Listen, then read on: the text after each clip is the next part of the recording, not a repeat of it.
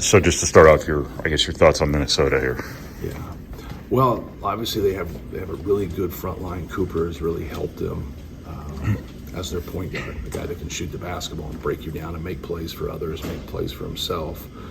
But their ability to put a big lineup out there and try to get you on the glass, their ability to go smaller and put Dawson Garcia at the 5,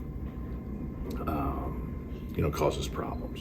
I think either way that they play, I think he just kind of feels it out. He's played bigger because I think he's just trying to get his best players on the court more than anything, and rightfully so.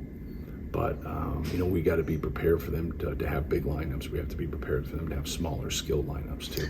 Does that, if they're bigger, does that play to your strengths? Does that play to your concerns? How do you sort of view? I don't know. Like sometimes in theory, when you watch, you think one way or you think the other, but you really don't ultimately know until the game starts to unfold. But no, they have 3 freshmen that are going to be really good players, and obviously they're going to grow with those guys. Jamison Battle and Garcia really give them kind of that 1-2 punch, really with Cooper, those 3 guys. And now it's the other guys kind of blending in with them and getting the right mix. And so it's going to be important for us to know where those guys are at all times, but not disregard other guys, because I think that's when those other guys give them some production that really helps them. What things do you really like what you've done here in non-conference play that will help you when you get going in the Big Ten? Well, I think our competitive spirit. I think we've played harder. Like I said, in Portland, we're obviously not perfect. We haven't played perfect, but we've been competitive. We've been quick to the basketball, and that's so important. That we're fighting to get extra possessions, whether that's off the offensive glass or off deflections. And our guys have been able to stick with that. I think our bench has done a good job. Have been very productive. It's been tough because we have guys that at times don't play. Zach really puts a wrinkle into things when he plays really well, because he opens up so much for our entire team. We've started 3 games with just wide open looks that haven't went down. I feel confident that those shots will go down. We have a lot of good shooters that put in a lot of time. So it's hard to take him out at times when he's rebounding like that and playing like that, because he just opens up everything. But like our bench has been really good, and those guys have kept a good attitude, because a couple of them have played, anywhere from like 3 to 4 minutes to 10 minutes at times, and they deserve to play more. And it's just, they got 200 minutes to carve out to give to people. So I think that's important on any team, especially with some depth, that guys, stay professional, stay ready, and just kind of wait for that opportunity. But be ready. Don't get frustrated to when you do get those opportunities, you don't play well. But it is frustrating, especially when you're, a really good player and, you're not playing, quite as much.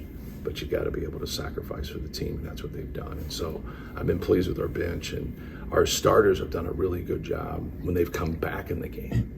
Like they've really picked it up. Like coming out of the game has been their kind of way of settling into it.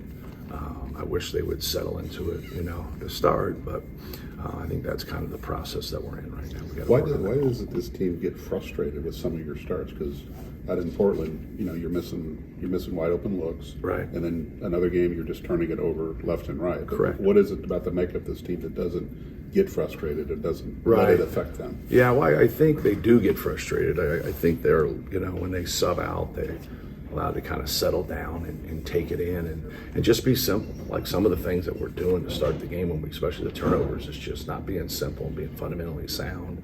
And then they get to it. It's almost like they need time, or they need to get to halftime.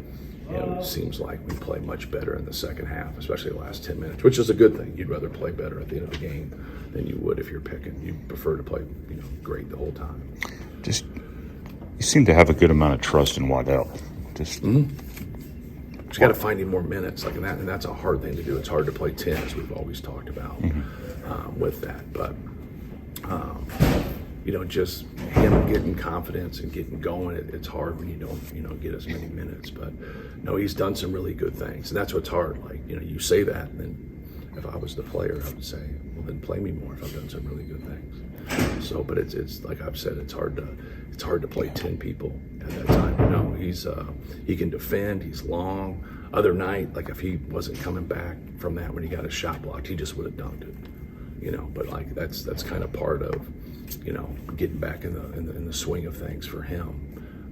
You know, he's just got to keep staying with it because he's definitely going to help us. Kind of similar question with Trey, because you mentioned it the other night. You'd like to get more minutes for him, but Zach's playing 30, 31 minutes, and the guys at your 4 are producing at a high level. And normally, like when that happens, it's like, hey, here's some things that you need to do better so you play more. And that's not the case with those guys. It's just, it's opportunity in what's going on, you know, in front of them with other guys, especially with Trey and Zach. And so that's what I told him when he subbed out. I said, hey, you did nothing wrong. But they just subbed in a 6'8" guy, and I'm going to get a bucket here with Zach. And then David made a really good pass on the play, and Zach got an and one. And so it's just one of those things where it's like, man, this is, you know, I want him to stay at that point in the game. But I also know I'm getting a basket right here, and you got to do what's best for Purdue, and that just stinks because he can get you a basket too.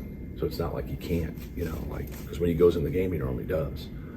So I know that's frustrating, but he's done nothing wrong. He's done some really good things. He's just got to stay with it. Well, first too. I mean, first is Correct. He's going out there for however many minutes at a time, and he's giving you everything he's got, and you probably like to find him more minutes too. But this is the hard part of coaching, I'd imagine. Yeah, it is a hard part of coaching. But no, he's done really well.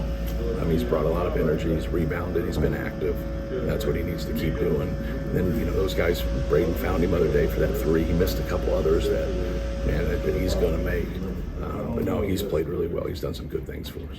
I think Braden would impact the game as much as he had in different areas. Rebounding. Yes. Playmaking and obviously scoring. But that's what he does in practice. Yeah. That's what he did in high school. So, he rebounds. He's around the basketball. Knows what's going on. Gets other people involved. Like to see him look for his a little bit more. I think the more he can look for his pull up or his threes, they got to be up there, and that allows him to maneuver even a little bit more and break people down. And then his passing opens up even more than that when he's looking to be aggressive.